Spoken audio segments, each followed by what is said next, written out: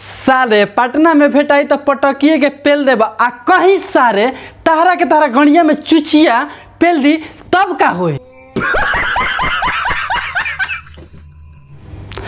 तो नमस्कार प्रणाम भाई लोग, का हाल बा? लोगवा कहेला हमके बदमाश और हमरे नाम है बेयास।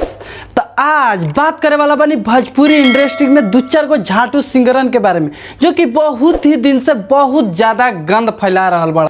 तो ये वीडियो सिर्फ आप लोग के इंटरटेनमेंट खातिर बनावल गइल बा। तो दिल दिमाग और लड़ने वाला हुसन पे कहीं भी लेवे के जरूरत नहीं खे। तो नेक्स्ट टाइम द स्टेप भला सोहनी हमर बुरे के हाला हो गई। तो अच्छा, तू सबके भले चाहलू आ तहार सब बुरे बुरे।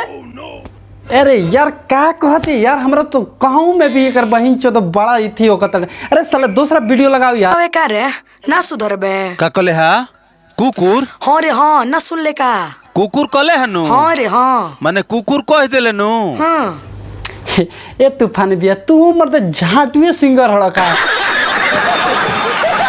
फालतू ज्यादा बोलेगा तो माई बहन संग रेल दे।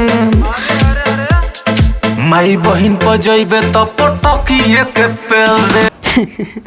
अरे तोरा बहिनी के चोद बंद कर सनियारी, कतना कचड़ा फैलई बसन यार। सच में कहतनी नो कि हमार माथवा गरम होखत हटे। एकरी बहिनी के बूढ़ चोद हमरा ई नहीं खेलागत कि राइटरवा सन कर बहिन चोद काई लिख। ये सब क्या देखना पड़ रहा है? अच्छा है मैं अंधा हूँ। पियर रंग से हम रंग बहुत हरा कहीं ढोरिया गे। पियर रंग से हम रंग बहुत हरा कहीं ढोरिया गे। वाह भोसड़ी के का गाना है के। करी बहिनी का चोद बिहार में दारू बंद और बहिन चोद ये गुटका उटका सब चलत आटे। करी बहिन चोद राइटर सब खात हमें आ जवने मन में आवत तवने करी बहिन चोद लिख द लड़मा लहसुन कुछ भी। तेरा बहिनी के बुरी में बैठ।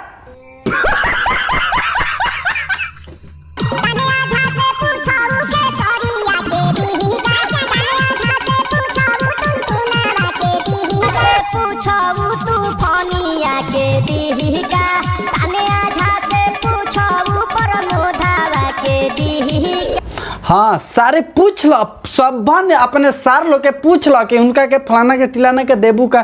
तारी बहिन चो तो अगर तू सारे कहियो भेटा गुल तो तहके सारे पटक के तारा गणिया में चुचिया पेल दी, ओकरे बाद सारे कहत रही। तो बस भाई लोग आज के लिए इतना ही। अगर वीडियो अच्छा लगल हो कि तो लाइक दबा दो लोग, अगर ना लगल हो तो डिसलाइक भी दबा सकते हो लोग।